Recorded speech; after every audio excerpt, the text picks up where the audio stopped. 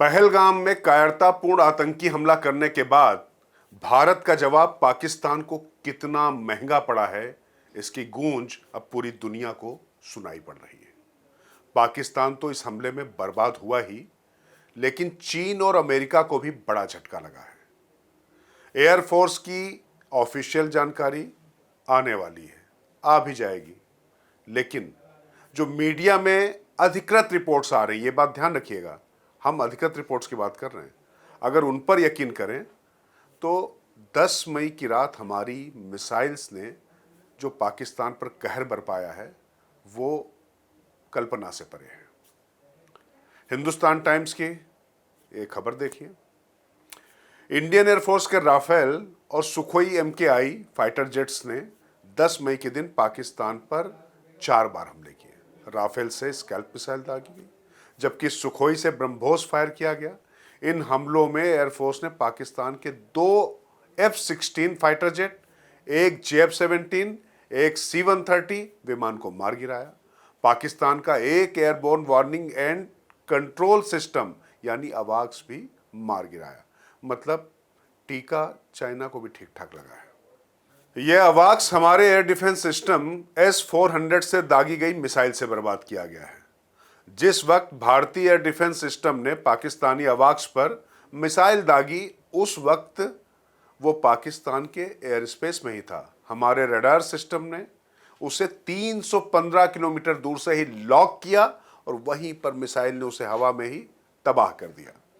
अवाक्स के तबाह होने वाली बात को पाकिस्तान खुद भी कबूल कर रहा है, लेकिन इशारों में। रिपोर्ट यह भी है, एयरफोर्स के हमले में चाइनीज रडार सिस्टम HQ-9 और HQ-16 भी तहस नहस हो गया। भारत के हमले में पाकिस्तान को और कितना नुकसान हुआ है, इसको लेकर इंडियन एयरफोर्स किसी भी वक्त आधिकारिक ऐलान कर सकती है। पिछली बार जब एयरफोर्स मीडिया के सामने आई तो उन्होंने खुद कहा था कि जल्द ही इसको लेकर आधिकारिक बयान जारी किया जाएगा। 10 मई को पहला हमला पाकिस्तान के नूर खान एयरबेस पर किया गया। ये बात खुद पाकिस्तान के प्रधानमंत्री शहबाज शरीफ कबूल कर चुके हैं। सुन लीजिए। 2:30 बजे सिपा सलार जनरल सईद आसिफ मुनीर ने मुझे सिक्योर फोन पे मुझे बताया कि वज़ीर-ए-आज़म साहब, हिंदुस्तान ने अपने बैलिस्टिक मिसाइल अभी लॉन्च किए हैं, एक नूर खान एयरपोर्ट पे गिरा है और कुछ और दूसरे इलाकों में गिरे हैं। अब नूर खान पर हमले में पाकिस्तान का एयर कमांड और कंट्रोल सिस्टम ध्वस्त हुआ। आखिरी हमला जैकोबाबाद और भोलारी एयरबेस पर किया गया, जिसके बाद घुटनों पर आए पाकिस्तान रहम की भीख मांगने के लिए अमेरिका को फोन घुमाने लग गया। रिपोर्ट यह भी बताती है कि पाकिस्तान ने जो ऑपरेशन लॉन्च किया था उसका टारगेट था 48 घंटे के अंदर भारत के एयरबेस को तबाह करना।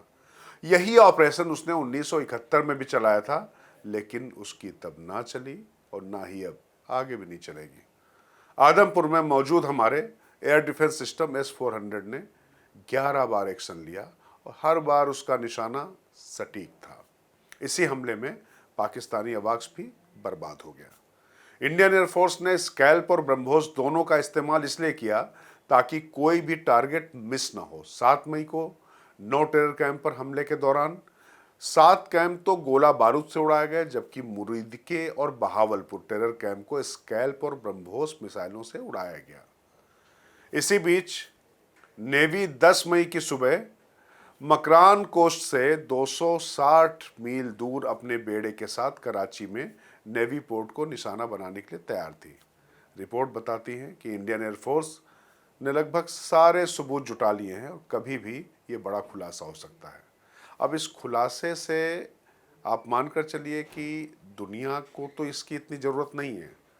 जिनको चोट पहुंचाई गई है वो तो करा भी नहीं पा रहे हैं, लेकिन तमाम वो मुंह बंद हो जाएंगे जो भारत को बढ़ते हुए चढ़ते हुए नहीं देखना चाहते हैं और जिनको बाहर से आया नैरेटिव ही ब्रह्म ज्ञान लगता है।